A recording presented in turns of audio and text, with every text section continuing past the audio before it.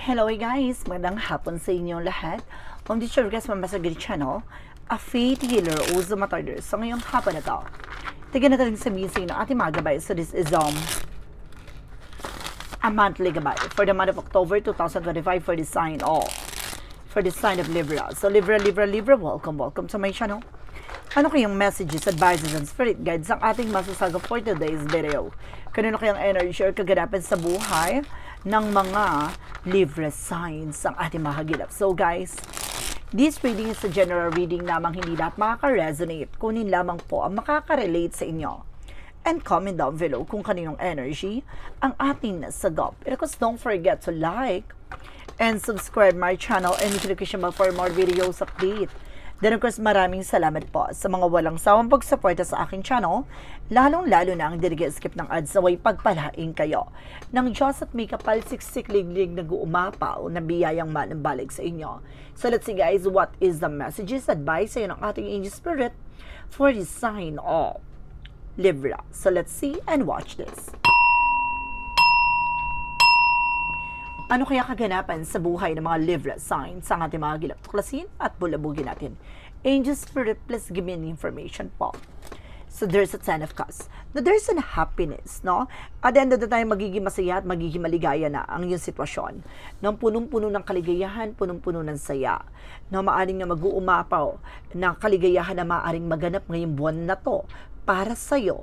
Na maaring punong-puno ng kasiyahan at kaayusan. There's a hypothesis na may mga unexpected situations na maaaring maganap, na may mga biglaang pangyayari na hindi mo inaasahan mangyayari to, na maaaring may kaugnayan sa kaligayahan, no? And there's a Two of Pentacles for collaboration. Maaaring magkakaroon ka ng bagong trabaho, bagong negosyo, maaaring sinasabi dito may mga unexpected ka makikilala, makakahalubilo na maaaring may kaugnayan sa kaligayahan, no? Maaaring there's a celebration coming in, and there's a Sun card, there's a fear verification, na maaring may mga bagay na maaring maging positibo ang kalalabasan. Maaring magiging maganda ang buwan na to para sa'yo. Magiging mas maayos at talagang malinis at positibo ang kalalabasan, lahat ng kaganapan sa buhay mo, sa lahat ng aspeto. No, parang ipinabahagi sa iyo na parang ahbot kamay, no, kaligayahan, kasiyahan, and of course karangyaan, kaayusan, and there's an Eight of Swords. Maging ingat lang kayo dahil may mga tao sa paligid, no, na maaaring guguluhin ang inyong kaligayahan. Parang sinasabi dito guys na guguluhin ng inyong isipan para mag-worries kayo. No, there's a lot of toxic and negativities around you. So, maaaring maraming mga taong negative sa lahat ng ginagawa nila. So, kailangan mag-ingat ka. Huwag kang nakikipag-negotiate, no, or something. Huwag kang nakikipag-usap, nakikipag-collaborate, nakikipaghalubilo sa mga taong puno ng negatibo kasi mahahawa ka. Ngayong buwan na to ay maaaring maganda ang magiging outcome, magiging maganda ang kalalabasan ng sitwasyon mo. Huwag kang mag-attract ng negative, no? Kapag alam mo negative na tong sa paligid mo, distansya, tantanan mo ko. Ganun dapat. Dahil ma-attract mo yun. Kapag negative yun, ma-attract mo yun. So, you need to ignore them. And there's a Chariot card. Now, there's an action and moment. Magkakaroon ng changes and development sa situations mo. May paggalaw na ba? So, there's a two joining forces na maaaring binabahagi sa ito na may mga bagay, pagbabago na magaganap sa buhay mo. Parating na siya. Maaaring maraming bagay. There's a positive and negative. So, nakita niyo, there's a white and black. So, there's a balance, no? Balance ito na maaaring magbigay liwanag at talagang magtupad sa iyong mga pangarap. May pagkilos at paggalaw na. Mararamdaman mo na ang mga pagbabago. And there's a Ten of Cups, represented with the Ten of Pentacles, diba? This is something and happiness that brings you a long-term relationship and long-term finances. So this is something unexpected financial windfall. So talagang may paglago, no? Talagang may paglago, kasaganahan, kaligayahan, karangyaan, kaayusan, kayamanan, no? Talagang walang humpay na kasaganahan ang maaaring maganap ngayong October sa'yo. Maraming kliyente, maraming customers na maaaring dumating. And there's a Knight of Wands. So there's a slow and steady. No, manututo tayong maging mahinahon, maging kalmado sa lahat ng bagay na gagawin natin. No, pag-ingatan mo ito, no? Matuto tayong kumalma, no? May mga bigla ang pagbabago o bigla ang pangyayari sa buhay mo na huwag kang magpala desisyon. No, kailangan mo munang i-evaluate. And of course, there's something that Knight of Cups na may offer talaga. There's a proposal, promotion. No, may mga proposal about sa mga negosyo or maaring gumanda na ang iyong takbo ng iyong business or trabaho, or either there is something promotion or proposal, no, romantic proposal na maaring gumanda na ang inyong relasyon, no, that brings you with a higher level commitment, no? And there's a evidence with the sneakiness, no? May mga sikreto, no? May in the good way, no? In the good way. No, there's a secrets and of course a hidden na maaaring kailangan matuto tayo, no? Na protection na ng ating sarili. No, hindi na natin na kailangan ipangalandakan sa iba, na ikwento sa iba, na kung ano man yung mga plano mo, ano man yung gusto mo, wag ka na nagkukwento. Dahil some of them, guys, there's an evil eye. Mag-ingat po kayo. And because there's something that you have caused, no? Tulad na sinasabi ko, there's a lot of toxic and negativities around you. So, kung itong tao na to, it's a friend It's a friend or family related. No? Kung itong tao na to ay toxic, at itong tao na to ay negative, so wag ka nakikihalubilo sa kanila. No? Dumistansya ka. No, there's a two of pentacles. Maging balanse ka dito. There's a balance, no? Balanse, timbangin mo yung mga bagay lang na importante sa'yo at yung mga bagay na nakakatulong sa'yo. Additional messages. So there's a 10 of Cups, the 10 of Pentacles, represented with the 5 of Cups. Now, there's a realization.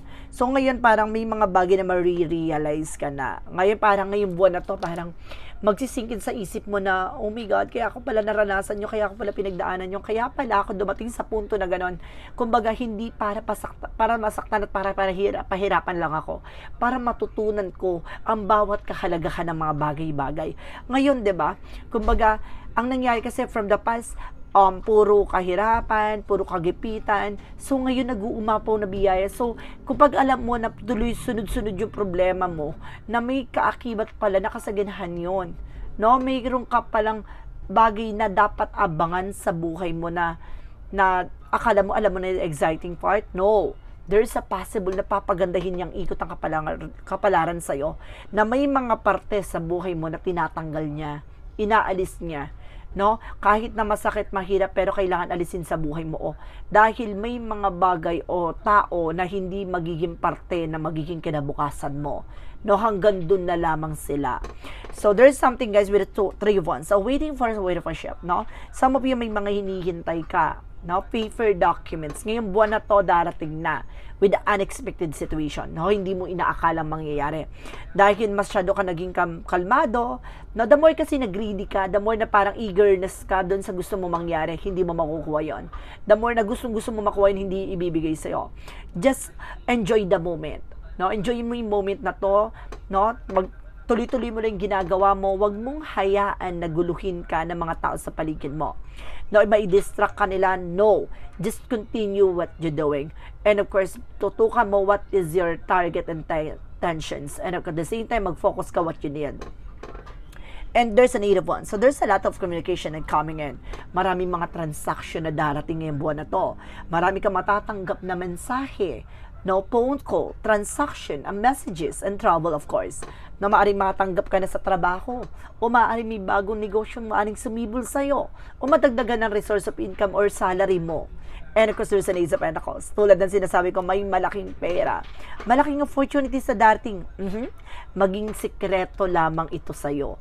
No, the more kasi na parang talkative ka, the more na aggressive ka, the more na chika ng chika, no, kwento ng kwento, nakakaranas kang delays, tandaan mo yan. So ngayon, the more na hindi mo pa hawak-hawak ang pera o itong bagay na to, huwag ka nag-share. And even hawak mo na, huwag ka magbibigay information. Kasi after that, magkakaroon na ng mga delays. No, kasi may mga evil eye sa paligid mo na akala mo totoo, akala mo kumbaga sincere sa'yo, but definitely, guys, inggitera silang lahat. No, at the same time, there's some 4 of Wands by celebration. Dito nadadapo, no, ang mga celebration na magaganap sa buhay mo. Tuloy-tuloy ng celebration. No, mag-ingat ka lang dyan kasi hindi lahat ng mga taong, kumbaga, ngayon, there's something birthday season with a Libra season. So, sinasabi sa'yo dito with an October, no, maaring this is something a Libra season na maaring sinasabi na pag-ingatan nyo ang inyong sarili. At sinasabi sa inyo dito, maraming mga dadaluhan kayong birthday. Maaring, some of you baka birthday nyo na, no? Maaring sinasabi dito, pag-ingatan nyo dahil napapalibutan kayo ng toxic. Hindi lahat ng mga taong nakakahalubilo nyo, nakakausap nyo is totoo sa inyo. No, some of them may mga ngit-ngit. Tulad sinasabi ko na negative. Matuto tayong dumistansya. No, piliin mo yung mga taong, kumbaga circle of friends, ganon. No? Huwag tayong makikisama sa mga taong makikipagkwentuhan tapos yung mga issue ng ibang tao. No, yung nakikipagkwentuhan na there's a purpose. Yung parang, anong plano mo, anong plano natin, gato ganyan. Kumbaga may mga plano sa buhay kung paano papalaguin ang isa't isa. Ganun dapat. And of course, there's something, guys, with a Five of Swords. So, nagkakaroon ng self-sabotage that because of your action. No, minsan na, ikaw din yung mismo naglalagay sa sarili mong kalalagyan, no? Masyado ka rin dito na parang nagiging panatag. No, it's time to need to take an action. Kasi pag hawak-hawak mo isang bagay, parang tinatamad ka na, no? Sa mga susunod na araw. So, habang itong opportunities na to, habang hawak mo pa yung bagay na to, tuloy-tuloy lang. No? Huwag kang, kumbaga, magiging kampante. Hindi lahat ng ikot ng mundo at ikot ng kapalaran at ikot ng araw sa bawat araw, same yung mga pangyayari. No. So, you need to be wise. So, for the outcome, there's a Two of Swords. So, there's something decision that you need to make. So, may mga bagay na nahihirapan ka mag-decide. Naguguluhan ka. No, may mga bagay na natatakot ka. No, some of you kailangan mo talagang i-accept, no, na may mga bagay na kailangan mo pag-desisyon na natapusin. And of course, there's a Hermit card, the answer you need is here. So, binibigyan na ng kasagutan na lahat ng iyong katanungan. Ang iyong mga bagay na dapat malaman, no, talagang ililalatag na siya. At the same time, there's a Two of Wands by choices. Piliin mo lang yung mga taong pagkakatiwalaan mo, yung mga taong pakikisamahan mo. No? At there's a lot of transaction coming in. The more na puro positive yun na sa paligid mo, positive ba magiging result. And there's the Moon card, there's a something dream coming true. To talaga matutupad yung mga pangarap mo tungkol sa kaligayahan, kaayusan at karangyaan, talagang magaganap to ngayong buwan na to. Sinasabi sa dito na maaring kailangan maging secure tayo. Pag-ingatan, maging sekreto para sa'yo, magkaroon ka ng privacy. No? Lahat ng plano mo, lahat ng bagay na gusto mong gawin, sarilihin mo. Ngayong buwan na to, it's time na sarilihin mo. And of course, there's something, guys, with that Six of Wands for victory. Talagang tagumpay. Kung gusto mong matuto ka, kung gusto mong maging matagumpay ka, matuto ka na dumistansya sa mga negatibong tao. Sa mga alam mong kapag nakausap mo, nakasama mo, puro kamalasan nangyayari sa buhay mo. Kasi may negative energy sila na maaring ma-attract mo. Ganun yun. Just being wise. At the same time, there's a page of being curiosity. Kailangan mo maging mabusisi. No? Maging mapagmatsyag. Kasi may mga tao sa paligid mo, guys, na masyado kang inaabuso. No? Talagang alam nila na ganito ka, mabait ka, ganito ganyan, mapagbigay ka. So, ganun yung gagawin sa'yo, aabusuin ka sa ganung scenario. So, you need to be balanced. No? Kailangan mo rin dumistansya sa mga taong alam mong ginagamit ka lamang. So, let's see what is additional messages pagdating sa finances and career, love life, at kalusugan. Let's watch this. Okay, we're back. So, nandito na tayo, guys, about sa finances and career, love life, at kalusugan.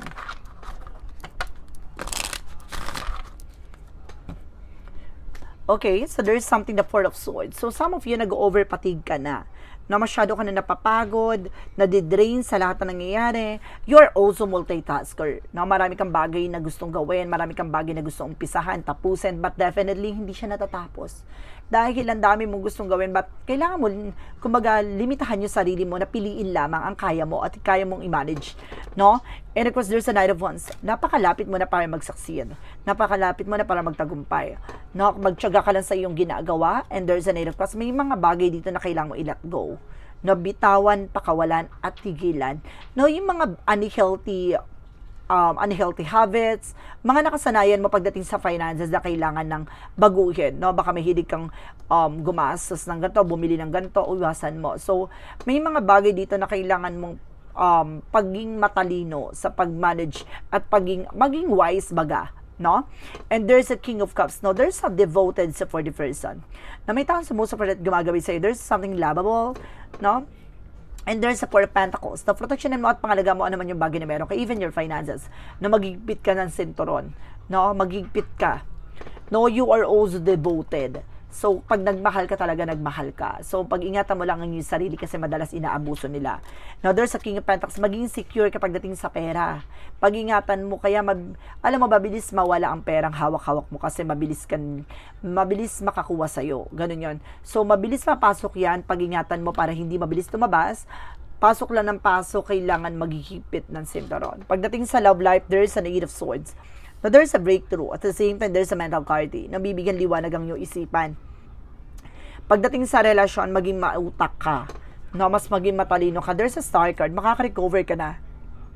Sa lahat ng mga struggles, no, sa lahat ng mga failure, pagdating sa love, no, maring nasaktan ka sa mga nakaraang karelasyon mo. Ngayon, this is the time na para magmahal at mahalin ka muli pabalik. There's a Empress card. There's a girl, maaaring yung person maaaring magbuntis. O maaaring itong tao na to ang maaaring magpabago ng mundo mo. O maaaring some of you guys, no, kailangan nyo alagaan at mahalin ang sarili nyo.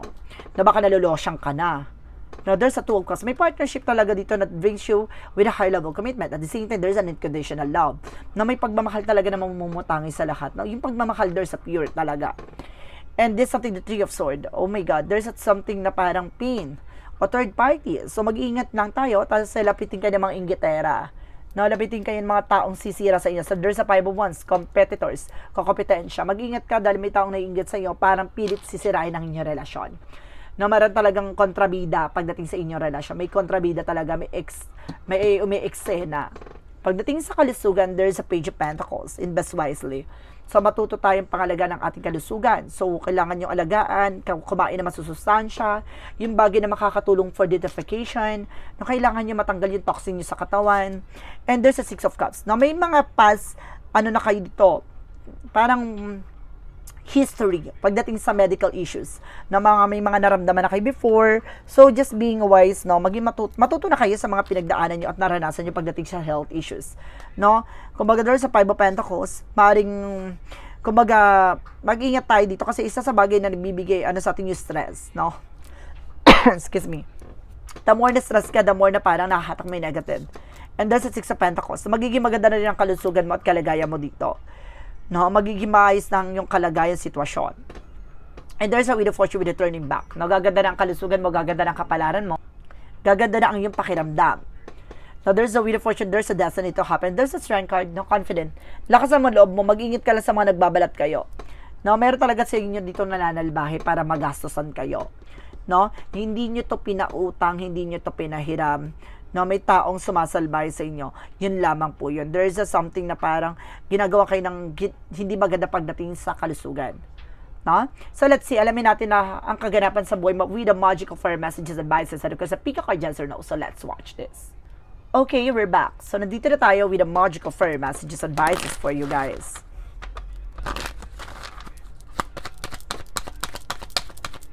Okay. So, there's an autumn. I told you guys, no, talagang ito yung buwan ng pag-ani. No, yung buwan ng kasaganahan. No, ito yung buwan na para yung hinihintay mo ay maaaring makamtan mo na. There's a connect with the nature. So, kailangan mo unwind, no, mag-disconnect from the world. Masyado ng toxic yun na sa paligid mo. And there's a get some exercise. Kailangan mo na exercise, no, para ma-refresh yung utak mo kasi hindi nakakapag-circulate na maayos yung blood mo. That because baka mahilig ka nakaupo, baka madalas ka nakaupo lang, nakahiga, ganun. So, maaaring kailangan mo rin galaw-galaw, no? At kailangan exercise talaga. And there's an avoidance. May mga bagay na iniiwasan ka, no? Parang, kailangan mo iwasan. No, there's a trigger and conflict. Kung alam mo, nararamdaman mo, nagtitrigger yung complications, no? Or parang malas tong tao na to, or may negative siya, dala-dala, iwasan mo. There's an avoidance. Okay, for synchronicities. So, there's the world. Some of you, magkakaroon ka talaga ng trouble, guys. Na magsasuccess ka talaga. And there's a delay, sabi ko na eh.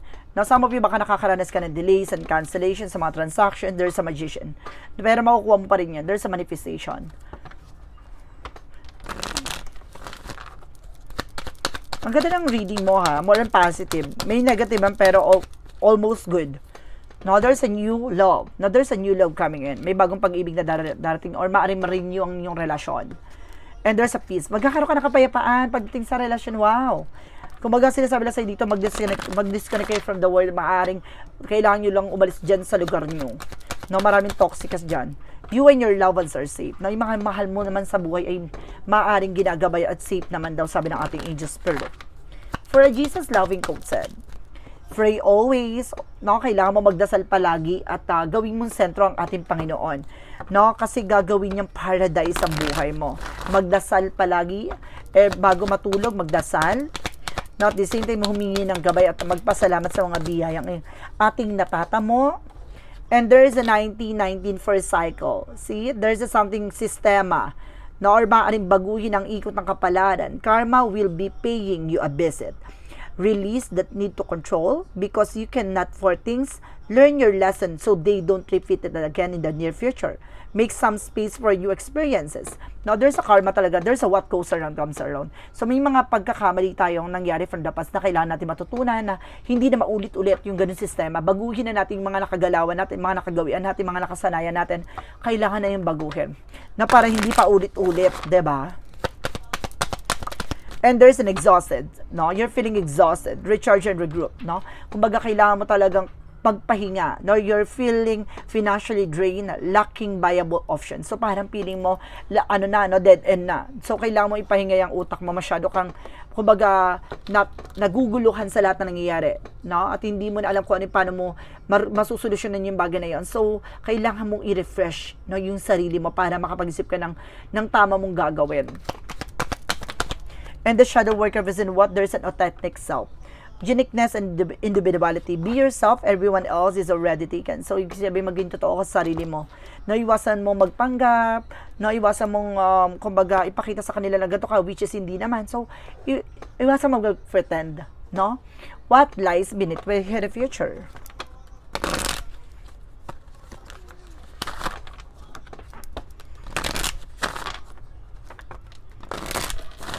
Okay, what lies beneath the future? Fake friends, I told you, maraming peking kaibigan. Ito yung sinasabi ko na sa paligid mo yung toxic eh. Diba? Kung marututo kang dumistansya at limitahan yung mga taong pagkakatiwalaan mo at mga taong circle of friends mo. Diba? Kung magaganda daloy ng buhay mo. Isa sa bagay, nakakaranas ka ng delays and cancellation sa mga transaction dahil na sa paligid mo ang lason. So, kung matututo kang, kumbaga, mamili, piliin lang yung mga taong pakikisamahan mo, gaganda buhay mo, gaganda yung ikot ng mundo mo. No, kasi depende sa surroundings, sa environment. From clarifying for a love situation.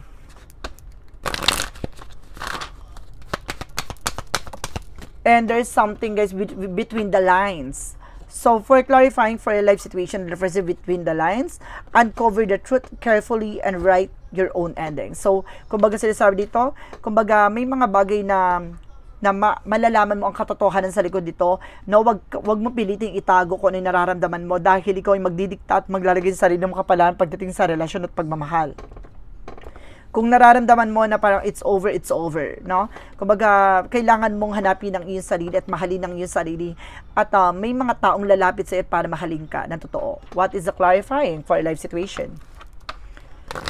Sa madaling salita, wag mong ipilit yung sarili mo sa isang bagay na alam mo napakabigat ng bagahin dala-dala. And there is something, trust your path. Magtiwala ka sa direksyon tatahakin mo sa buhay mo. Listen to your intuition.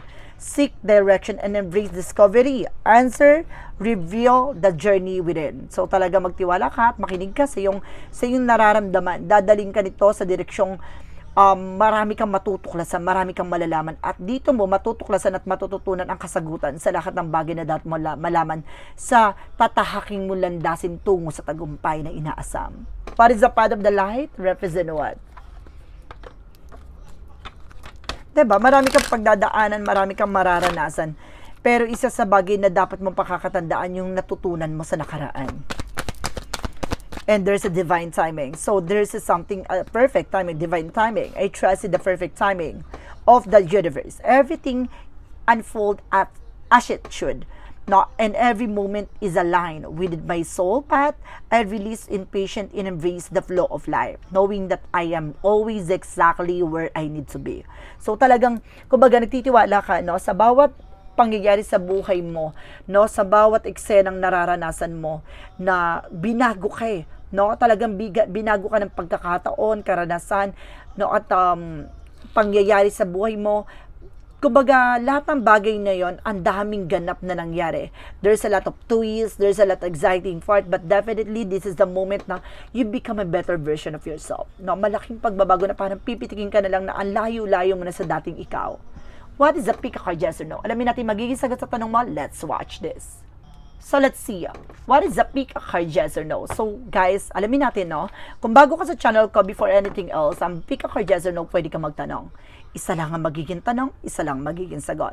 No, mag-isip ka na ng tanong at pipili ka na magiging sagot within 1, 2, or 3. Dahil kapag nakapag-isip ka na magiging tanong mo at nakapili ka na magiging sagot mo, please comment down below kung anong number ang napili mo. At maraming salamat po sa mga nag-share ng aking videos sa anumang uri ng social media platforms. At maraming salamat po sa mga bagong subscribers and of course sa mga bagong followers and of course solid subscribers and solid followers natin and of course sa silent viewers. Maraming salamat po. And of course guys, pasensya na po kayo kung bihira tayo makapag-upload gawa ng marami tayong pasyente at marami tayong client, no, online. So, we do also every Thursday po kasi meron tayong healing session, no?